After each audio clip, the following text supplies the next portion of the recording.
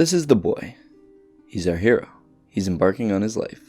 The standard life stuff. He has to go through school, he has to make friends, deal with embarrassments in class, decide if he's going to be the bully or the bullied, or maybe someone standing on the sidelines. He has to decide if he's going to take the leap to go talk to that girl at his school, or if he's going to puss out.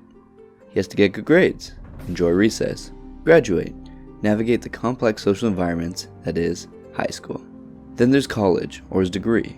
Does he even want to go for higher education? What does he like?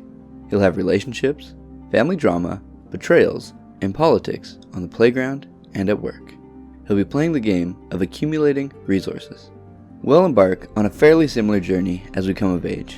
We all have to try things, learn about ourselves, and discover who we're meant to be. Our life is a series of decisions leading us to where we end up going and becoming who we're going to become. But each decision carries with it the possibility to end one life. Every action cuts off another action. We can't do everything. We have to choose. So how do we choose wisely? Let me talk to you a little bit about a mindset that will help you make the proper decision. If our boy decides to go say hello to that girl on the playground, and she tells him he's gross, that tiny event can reverberate through the rest of his life. It seems like a small thing in the grand scheme of things, but this one event can change his entire trajectory.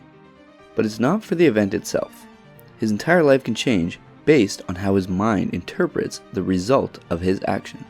If you attempt something and you fail, that failure can lead to you no longer pursuing what you want to, for fear of failing again. There's a simple trick used in Cognitive Behavioural Therapy that can bypass this and reset your mindset, to give you the best chance at absorbing the blows of life and turning negatives into positives. It's called reframing. Our boy earlier, when he was rejected on the playground, he can think two things. This girl doesn't like me. It must be because I'm worthless. It's because I'm ugly. It's because I'm not cool. It's because of this, or this, or this. The reasons are limitless. He can take that and not put himself out there the next time the opportunity arises. When the next girl he likes appears, instead of playing to win and going for it, he can just not move, not enter into the arena, and not face the pain of failure once again. He won't get rejected by the girl, but he won't get her either. This avoidance of acute pain breeds something much more sinister and much longer lasting. A lifetime of mediocrity spent avoiding criticism. His mindset tells him that rejection is bad, that failure is bad, that in order to avoid pain, he needs to avoid putting himself in situations where he can get rejected, apply only to jobs he knows he can get, schools he knows he can get accepted to, talk to girls who won't reject him. But then, he's not pushing his boundaries. He's staying in his comfort zone. And your comfort zone is not where you get what you want. When you leave your comfort zone, you're by definition putting yourself on the line. You're putting yourself at risk of failing. Now what happened if you thought something else? If when he said hello to that girl and she rejected him, what if you thought, she likes me, she's just embarrassed. Maybe I just didn't approach this properly and I need to try a different approach next time. It's not the end of the world. I have value and she just can't see it. Or maybe this girl is just and I don't want her to say yes anyways. Maybe it's not accurate according to reality, but what is reality really? Finding objective reality is a topic for another video entirely, but the fact remains, if he thinks his approach to this girl was wrong, he wants to try a different approach, on a different girl, on a different playground. That didn't work either? Let's switch it up again. The key here is that he's not taking it personally. He's not letting this affect his self-image. If you fear failure, defeat, embarrassment, take all that personally, you're going to shy away from it. I say we reframe this, because if you're going to live the life you need to live, you're going to need to believe in yourself. Every setback isn't because you're worthless and you're not cut out for this. Every setback is an opportunity to learn, make adjustments, and try again.